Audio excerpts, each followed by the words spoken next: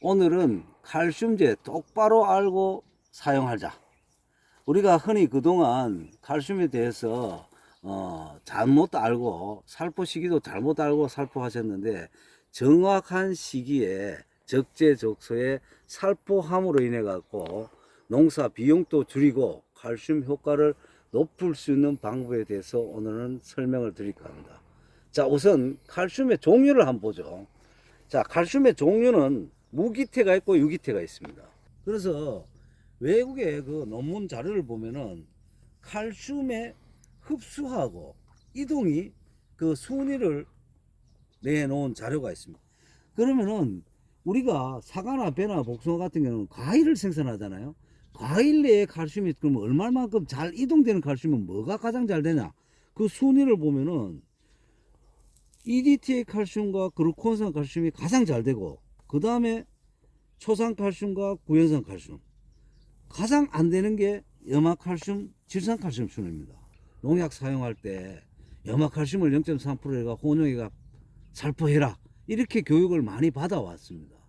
근데 실질적으로 엄밀히 따지면은 염화칼슘과 농약은 혼용을 하시면은 중화가 됩니다. 염화칼슘은 그 산도를 측정해 보면은 약알칼리고 농약은 약산성입니다.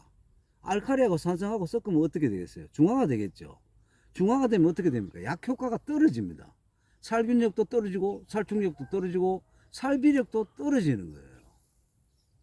그래서 그림에서 보는 바와 같이 그 모식도를 보시면은 염화칼슘하고 유기산칼슘을 고리로 연결해 갖고 이 표면으로는 염화칼슘이 빨리 끌고 들어가고 흡수되고, 열매로 이동되는 건 그루코산, 유기산 칼슘이 이동을 시키는 그 자료를 볼 수가 있습니다. 저희들이 단단 이동 칼슘, 킥 이동 칼슘이라 하는 제품을 우리 기술력, 우리나라 기술력이 없기 때문에 외국에서 도입을 해갖고 농가 여러분들에게 공급하고자 합니다. 결핍 증상을 보시면은 칼슘 결핍 증상은 사과, 배 같은 경우는 1차 비대기 때는 주로 발생하는 게 가점이 커지는 콜콕 스팟, 그 다음에 홍로 같은 경우에 밀병 증상, 뭐 고두병, 요 정도고, 과체류에 고추의 배꼽 썩이병, 토마토 배꼽 썩이병, 수박의 배꼽 썩는 거, 그리고 물찬 참외 등이 발생을 할 수가 있고, 가수의 2차 비대기 때, 즉 7월 중순에서 9월 말 사이에 발생하는 것이 고두병, 그 다음에 밑지병이라 그러죠. 밀병, 과육이 물러지는 밀병 현상, 그 다음에 수확 후에 사과를 드시려고 깎으니까 안에 가르니까 가육 갈변 현상, 배 바람들이 현상, 이런 결핍 증상을 볼 수가 있고, 또 한 가지 이 칼슘을 우리가 반드시 꼭 보충을 해줘야 될 게, 낙과가 일어나는 품종, 사과의 스가루나 MB사과, 홍로, 이와 같은 사과는 낙과 방지약 사용하실 때 반드시 칼슘을 혼용 살포를 하셔야 합니다. 근데 1991년도에 일본에서 낙과 방지약이 우리나라 미성 농약에 들어왔습니다. 그때 모르고 낙과 방지약을 쳤는데 40일 후에 과일이 다 무르고 막 연화현상이 나갖고 난리가 난 적이 있죠. 그래서 그때 농촌진흥청에서 우리나라 사과 생리의 1인자이신 영남대학교 변재균 교수님한테 의뢰해갖고, 자, 그림에서 보는 것 같이 93년도에 진흥청에 제출한 자료를 보시면은 낙과 방지하고 혼용했을 경우에 칼슘은, 염화칼슘은 거의 효과가 없고, 그 당시에 우리나라에 칼슘이라고 있는 게 초산칼슘, 수산화칼슘 정도입니다.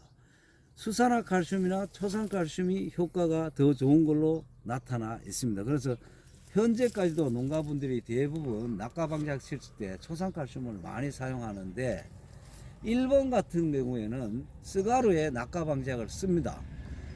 여기에 대부분 보면은 초산칼슘하고 염화칼슘하고 그루콘산 칼슘, EDTA 칼슘이 믹서되어 있는 열매로 칼슘이 이동돼 갖고 세포벽을 단단하게 만드는 단단 이동 칼슘 또는 킥 이동 칼슘 제제를 사용을 하고 있습니다.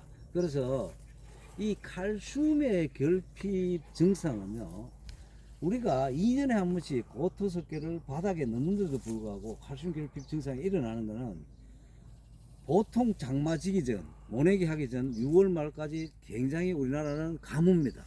그리고 7월 초 중순에서 장마가 집니다. 그 다음에 8월에서 9월까지 또 가물어요. 가물면은 토양에 칼슘을 줘도 흡수가 안 됩니다. 토양 음이온하고 결합을 했기 때문에. 그래서 뿌리에 칼슘이 흡수돼가 열매로 이동하는 것도 약 한 달 보름 정도 걸립니다. 이 칼슘 이온은요, 뿌리에 보시면은 하단 잎에서 상단 잎으로 이동이 잘 안 됩니다.